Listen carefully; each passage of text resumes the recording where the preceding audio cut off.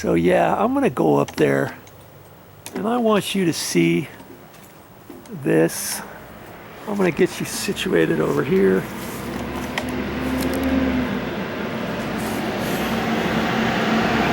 Never fails.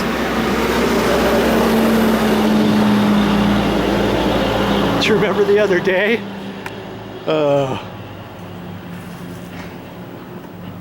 I got the video camera going, and of course there was a UPS truck that drove past, and that was another truck. Okay, so I think I'm just gonna leave it right here like this. And I'm not really gonna talk much. You're just gonna look and watch me. Make sure I don't fall, okay?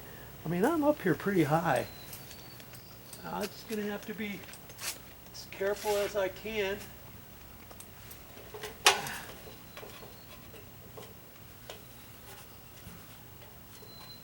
I've got my drill and all my little parts, so I'm hoping to be able to put this bolt in without coming down.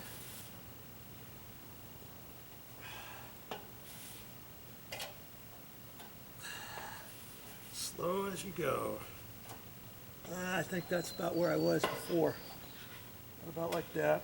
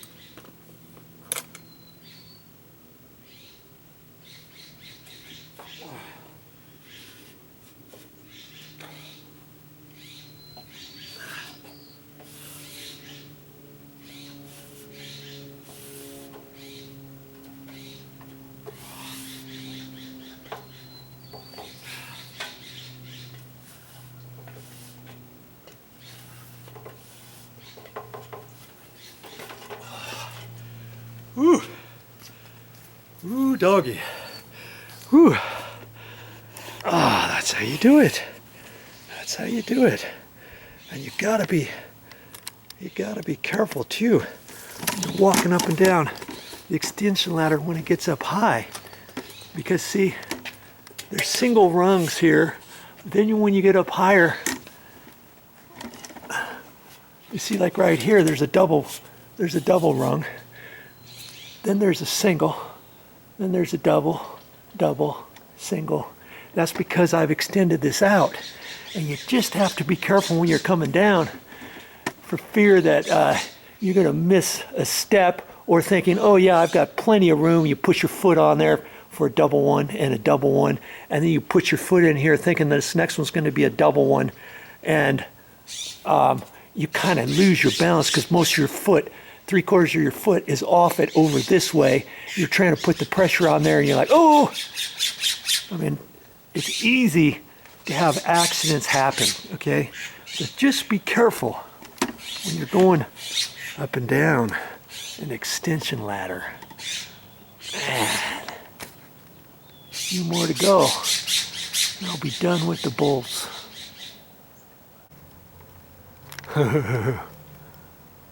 Now, look at that. I got that one right there.